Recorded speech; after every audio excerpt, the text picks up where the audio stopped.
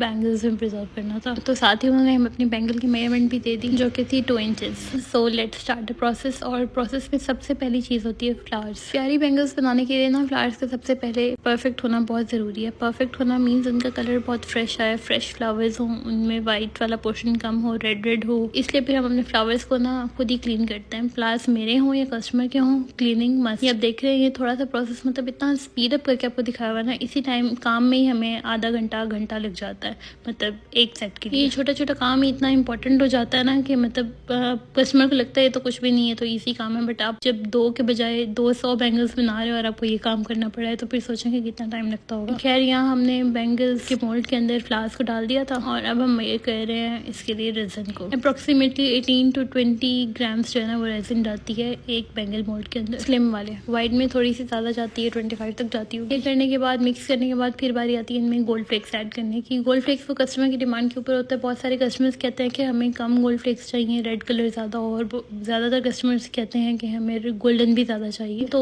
फिर उनकी डिमांड के अकॉर्डिंग ये सब कुछ किया जाता है। फिर हमने इसके ऊपर बबल बस्टर स्प्रे किया जिसको हम आइसोप्रोपाइल अल्कोहल भी कहते हैं। अच्छा, ये बहुत सारी चीज़ें हैं जो अगर मैं कभी कोर्स करवाऊंगी ना तो फिर मैं सिखाऊंगी कि हम जो मार्केट से महंगी चीज़ें लेके आते हैं ना उनको हम खुद भी बना सकते हैं। तो खैर इस प्रोसेस में हमने अपनी रेजिन जो है ना वो डाल दी थी फ्लावर्स के ऊपर। फर्स्ट लेयर डालने के बाद उसको स्टिक से नीचे दबाया जाता है ताकि बबल्स निकल के बाहर आ जाएं, ऊपर आ जाएं। फिर बबल्स को बस्ट किया जाता है, फिर दोबारा और लेयर डाली जाती है। इस तरह कर करा के ना 5-6 स्टेप्स में सिर्फ रेजिन पोर होती है मोल्ड्स। फिर उसको ऑलमोस्ट 28 या 32 आवर्स के बाद निकाला जाता है और निकालने के बाद उनकी कंडीशन ऐसी होती है जो अपेरेंटली बिल्कुल परफेक्ट दिखती है। मतलब इन रेजिन की बैंगल्स में कोई फॉल्ट नहीं है अपेरेंटली, बट मुझे पता है कि फॉल्ट है। ये देखें, ये वाला फॉल्ट, इसकी बात कर रही थी। एक साइड स्मूथ होती है, दूसरी साइड पे जॉइंट होता है। जॉइंट वाली साइड हमेशा ख़राब होती है, उसको सेट करना पड़ता है। उसको सेट करने के बहुत सारे तरीके हैं जो मैं फर्दर बताऊंगी। कस्टमर को यहाँ से देख के लगता है कि बैंगल्स बिल्कुल परफेक्ट हैं, बट ये परफेक्ट नहीं है। जिस तरह कांच की चूड़ी में जोड़ होता है, रेजिन की चूड़ी में भी जोड़ होता है। मैं हमेशा बताती हूँ, अक्सर वीडियोस में बताती हूँ, कस्टमर्स को पर्सनली भी ये चीज़ गाइड करती हूँ। ये इतने शार्प एजेस होते हैं ना कि उनसे हाथ आपका कट सकता है,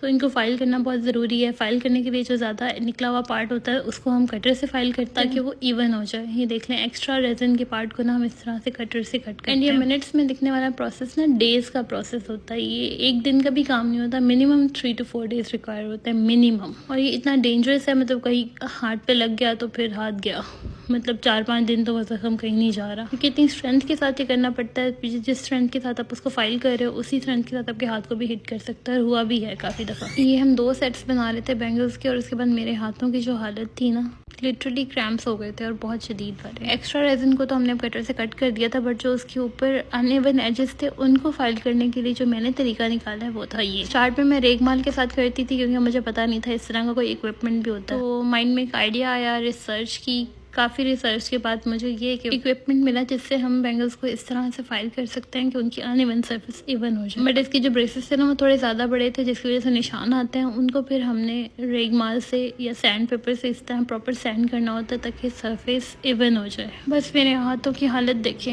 एंड यकीन करें उसी दिन मैं मैनिक्योर करवा के आई हुई थी और नेक्स्ट डे ईद थी। मैंने चांद रात वाली रात को बैठ के बनाई। Just imagine, look at the dedication to my work. वो कहते हैं ना कामयाब होने के लिए पहले मजदूर बनना पड़ता है, तो अभी तो हम मजदूर हैं, कामयाब भी हो जाएंगे इंशाल्लाह एक दिन। चलें जी, अब आ जाता है सबसे ज़्यादा सेटिस्फाइंग पार्ट और बहुत मोस्ट इंपॉर्टेंट पार्ट, क्योंकि इसके बाद हमारी बैंगल्स रेडी होने वाली हैं। ये लास्ट स्टेप है और बहुत इंपॉर्टेंट है। इसको कहते हैं बैंगल्स का टॉप कोट होना या पॉलिश होना भी कह सकते हैं। इससे बैंगल्स में शाइन आती है। अगर ये प्रोसेस ना करो ना तो आपकी बैंगल्स देखने के भी काबिल। अच्छा, ये जो दोनों फ्लावर्स है ना ये कस्टमर्स के ही आए हुए थे और ये मेरे सिटी से ही थे, इस वजह से मैं ईद वाली रात को बैठ के बना रही थी कि मैं रात को ही डिस्पैच कर दूंगी। अब दोनों के फ्लावर्स का कलर डिफरेंट था इसलिए बैंगल्स का कलर भी डिफरेंट आएगा। टॉप कोट करके हमने उनको स्टेम पे इस तरह से हैंग कर दिया, स्टिक पे इस तरह हैंग कर दिया और फिर नेक्स्ट डे इनकी ये लुक। इस टाइम जो फीलिंग होती है ना फुल रिलैक्स वाली कि finally I did it and next batch was on the table. मतलब ये ना कभी ना खत्म होने वाला काम है अल्हम्दुलिल्लाह। कभी कभी बंदा बोर भी हो जाता है बट ऑब्वियसली जो कस्टमर की डिमांड है हम तो वही बनाएंगे। अब यही बैंगल्स हैं जो ऑलमोस्ट 90 to 95 कस्टमर्स को पसंद आती हैं। बाकी जो 5% हैं वो तो ऑब्वियसली आप हर बंदे को नहीं सेटिस्फाई कर सकते, बट अल्हम्दुलिल्लाह सबको ऑलमोस्ट पसंद आ जाती है। इतनी मेहनत से बनाई हुई चीज़ का कौन इनकार करेगा। तो खैर इनको अब हमने स्टिक से उतारना है और अब ये इनकी फाइनल लुक आप चेक कर सकते हैं। एक ये था, इन कस्टमर के फ्लावर थोड़े डल से थे तो इनका कलर इस तरह से आया था, लेकिन फिर भी ये बहुत प्यारा बना है। और जो दूसरा वाला था वो ये था, इनका कलर फ्रेश था तो फ्रेश बनी है।